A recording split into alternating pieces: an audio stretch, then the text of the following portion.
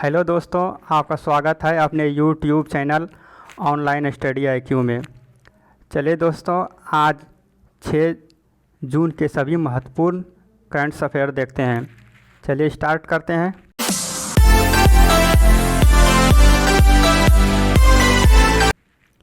पहला प्रश्न है, भारतीय वायुसेना के अगले उप प्रमुख के रूप में किसे नियुक्त किया गया? इसका आंसर होगा विवेक राम चौधरी। विवेक राम चौधरी 1 जुलाई को एयर मार्शल हरजीत सिंह अरोड़ा का स्थान लेंगे। चलिए अगले प्रश्न की ओर चलते हैं। अगला प्रश्न है, RBI ने वित्त वर्ष 2021-22 में भारत की GDP वृद्धि दर कितने प्रतिशत रहने का अनुमान लगाया? 9.5%। RBI ने पहले के 10.5% से घटाकर 9.5% कर दिया गया है। चलिए अगले प्रश्न की ओर चलते हैं। निम्न में से किस IIT संस्थान ने फंगल संक्रमण के इलाज के लिए एम्फोटेरेसिन B टैबलेट विकसित की? इसका आंसर होगा IIT हैदराबाद।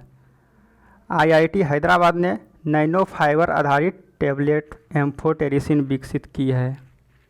चलिए अगले प्रश्न है, बिहार सरकार ने इंजीनियरिंग और मेडिकल कॉलेज में लड़कियों के लिए कितने प्रतिशत आरक्षण की घोषणा की? इसका आंसर होगा 33%। हाल ही में बिहार के मुख्यमंत्री नीतीश कुमार ने इसकी घोषणा की।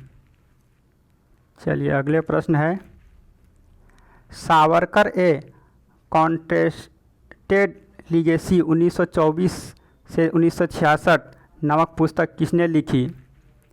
इसका आंसर होगा विक्रम संपत। इस पुस्तक में BD सावरकर के 1924 से 1966 तक के जीवन का वर्णन है। चलिए अगले प्रश्न है, विश्व पर्यावरण दिवस 2021 का मेजबान देश कौन सा है? इसका आंसर होगा पाकिस्तान। प्रतिवर्ष विश्व पर्यावरण दिवस की मेजबानी अलग अलग देशों द्वारा की जाती है।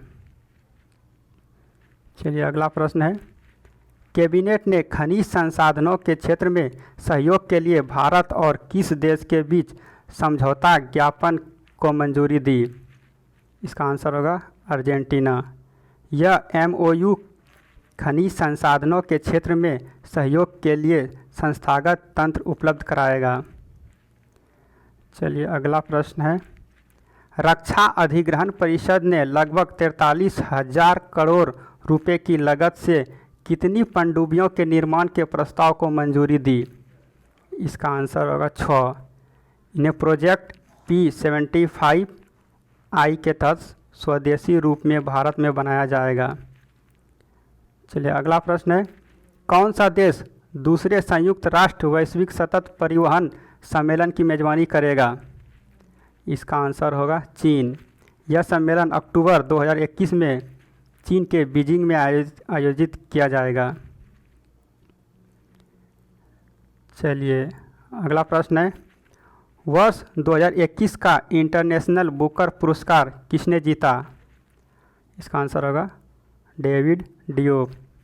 उन्हें यह पुरस्कार उसके उपन्यास at night all blood in black के लिए दिया जाएगा। चलिए अगला प्रश्न है, भारतीय वायुसेना के अगले उप प्रमुख के रूप में किसे नियुक्त किया गया? इसका आंसर विवेक राम चौधरी।